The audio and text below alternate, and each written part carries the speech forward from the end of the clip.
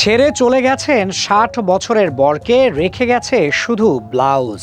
কয়েক মিনিট আগেও পাশে থাকা নববধূ এখন হঠাৎ উধাও, সাথে উধাও নগদ টাকা, স্বর্ণালঙ্কারও।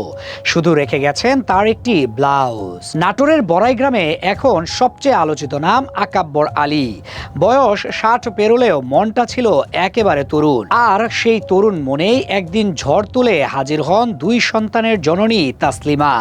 শুরুটা হয়েছিল মোবাইল ফোনে মিষ্টি কণ্ঠের প্রেম দিয়ে, এক ভ্যান চালক বন্ধুর মাধ্যমে পরিচয়, তারপর দিনরাত ফোনালাপ, আহ্লাদ আর অভিমান।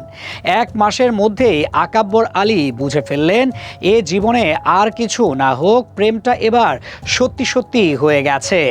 এরপর আর দেরি নয়, সরাসরি বিয়ের দিন আকাব্বর আলীর আনন্দ দেখে মনে হচ্ছিল তিনি যেন নতুন করে এসএসসি পাশ করেছেন। কিন্তু গ্রামের মানুষ তখনও বুঝতে পারেনি এই প্রেমের সিনেমা আসলে থ্রিলার ঘরানার। কারণ বিয়ের মাত্র ২ দিনের মাথায় তাসলিমা হঠাৎ জানালেন তার মা খুব অসুস্থ, এখনই যেতে হবে। প্রেমে অন্ধ আকাব্বর আলীও স্ত্রীকে নিয়ে রওনা দিলেন শ্বশুর বাড়ির পথে। কিন্তু বনপাড়া পৌঁছানোর পরই ঘটল আসল খেলা। মানুষের ভিড়ের মধ্যে এমন কায়দায় গায়েব হলেন তাসলিমা যেন তিনি কোনো ম্যাজিক শোয়ের শিল্পী। কয়েক মিনিট আগেও পাশে থাকা নববধূ হঠাৎ উধাও, সাথে উধাও নগদ টাকা, স্বর্ণালঙ্কার আর আকাব্বর আলীর শেষ বয়সের রঙিন স্বপ্ন। ঘরে ফিরে তিনি যা পেলেন তা হলো একটি ব্লাউজ।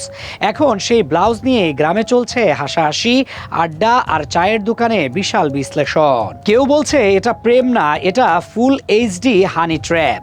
আবার কেউ বলছে চাচা প্রেমে না, সরাসরি স্ক্যামে পড়েছে। এদিকে সর্বস্ব হারিয়ে এখন দিশেহারা আকাব্বর আলী।